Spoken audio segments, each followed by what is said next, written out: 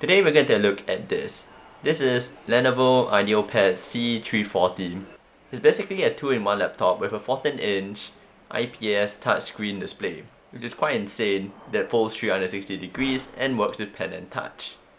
So with that, let's jump right in.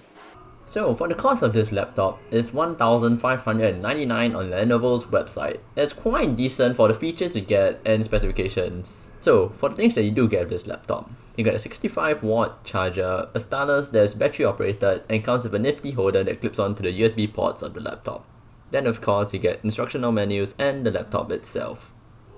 For specifications, it has an i7-8565U CPU with 8GB of RAM, out of which 4GB is soldered to the motherboard. 512GB PCIe SSD, NVIDIA MX2 32GB graphics card, Bluetooth 4.1 and 802.11 2x2 Wi-Fi, a 45 Wh/hour 4-cell battery that has a claimed battery life of 10 hours, and two 2W Dolby Atmos certified speakers. For the display, it's a 1080p IPS touch display. There's quite decent colors, however, it only achieves a peak brightness of 250 nits. For the I/Os, on the left side of this laptop, it has a DC in for charging, HDMI out, Type-C 3.1 Gen 1, cannot output any displays nor charge the laptop, and a headphone and microphone combo jack. On the right side, it is the Lenovo button, which is some Lenovo button thingy, power button, a full-size SD card reader, and two USB Type-A 3.1 Gen 1 ports.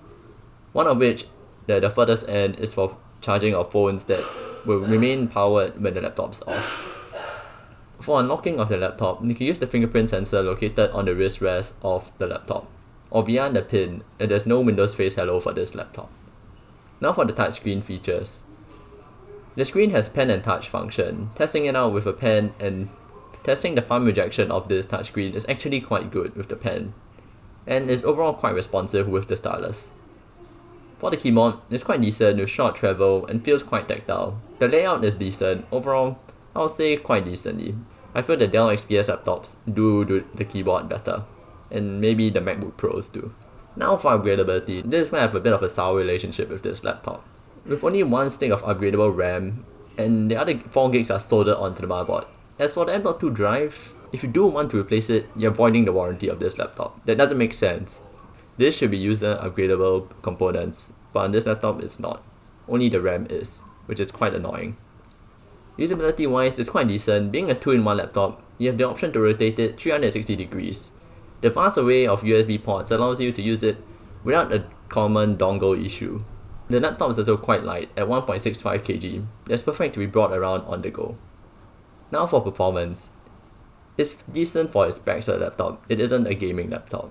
In Cinebench R20 it scored 1236. For Geekbench it scores 4622 for single core, and for multi-core it scores 15112. In 3D Mark, well, the GPU isn't made for gaming, so it only scores 812. However, for CPU it is 1889. The temps are under control, with the max temp on the CPU coming to about 93 degrees, which is a bit on the toasty side, and for the GPU it's 73 degrees. So now, areas where Lenovo can make improvements on. I'd like to see it easier for you to upgrade the RAM. That means the other 4GB is not soldered to the motherboard, as if those RAM chips on the motherboard have issues, you'll need to replace the entire motherboard, which is not really ideal. I'd like to see the Type-C port be able to pass through a display signal and maybe charge the laptop at the same time. You can upgrade the M.2 drive without voiding the warranty, or have an additional M.2 drive so that the consumers can add another one. Display was a bit brighter, around 300 or 350 nits, as 250 nits is quite dim. The hinge on this laptop is not very good. You can't lift it up with one hand, and it's very wobbly. It is decent for normal use, but I feel it doesn't give it that premium feeling, as the rest of the chassis on this laptop is really quite premium. Now for things that I like about this laptop, palm rejection on the touchscreen is very good. And overall, the wide versatile range of USB ports and a full-size SD card reader is something I really like. Metal build quality makes this laptop feel extremely firm and premium. Just that the hinge is a bit of a letdown. This laptop is actually quite good for Photoshop and light video editing. However, if you're doing video editing, I would recommend you getting the 16GB of RAM version of this laptop and not the 8GB.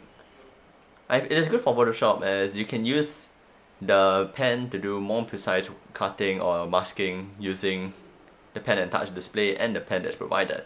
So in this case, I would say it's decent for Photoshop too, as the hardware provided is good enough. So if you're market for this type of laptops, feel free to keep your eyes out for this one.